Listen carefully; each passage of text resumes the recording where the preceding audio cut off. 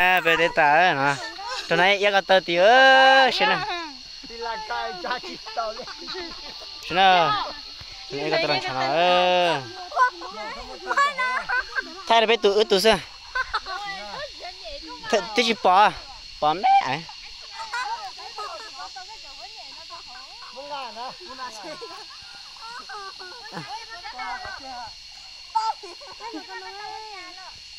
Vô, đó tông đá rồi luôn.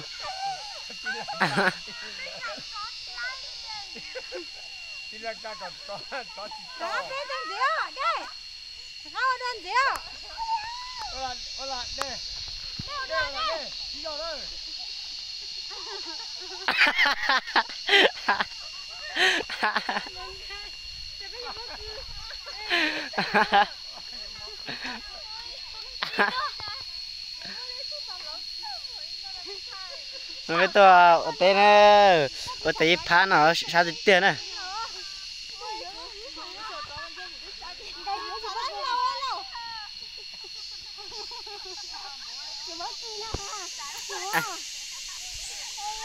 Em này cho gặp ôn tiền, đây.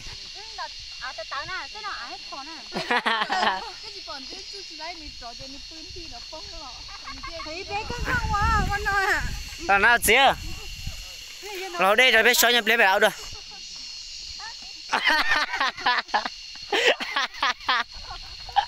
Tao nợ.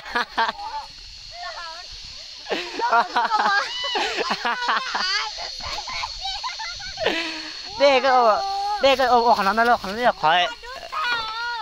Mà ơi.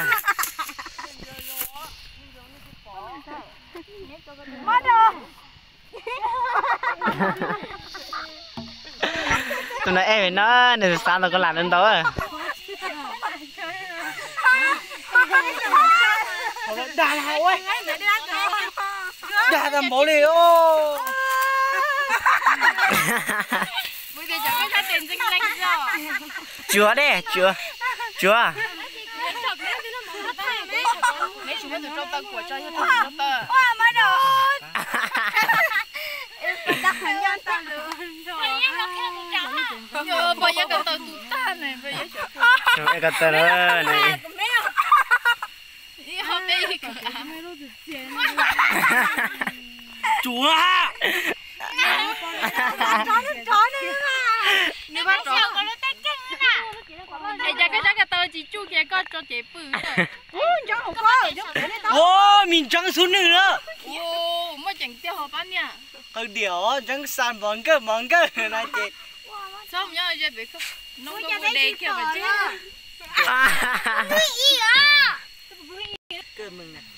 Nếu chỉ chuối nó này thì pin chơi cả là nên chỉ chuối nó. Nhưng cái tàu nữa, xỏ thay rồi. Tông nó ra.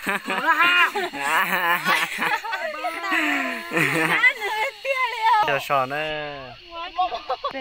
Sao thế này bên nhà nó. Chị lấy gu mò luôn. Thế thay vào tay nó nên nhá sò thế liêm mồ.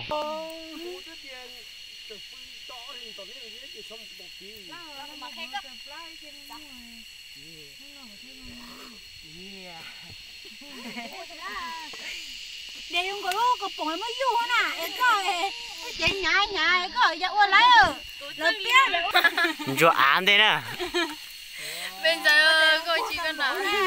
Tệ rồi tôi tì nên em mất nhà mù mỏ. Nè, chị cháu có chân luôn à, uốn non thiệt phân đấy. Cái đó rồi kia, trong cái bác ca để phải lôi thằng chi. À dạ. Lôi tông càng à. Chúa có chúng nó gấp lên nó bung nó lưng ít bờ.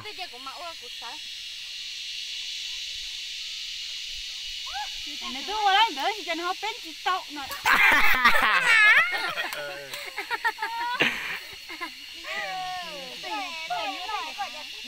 Xa đi nè.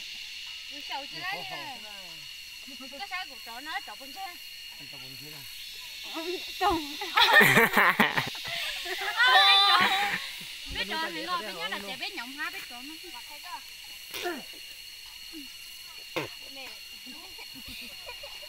Xong 혼자 빠지나 또 혼자 빠지지 다시 또 하면 살아. câu nhỏ mà cha cái cửa từ không có cánh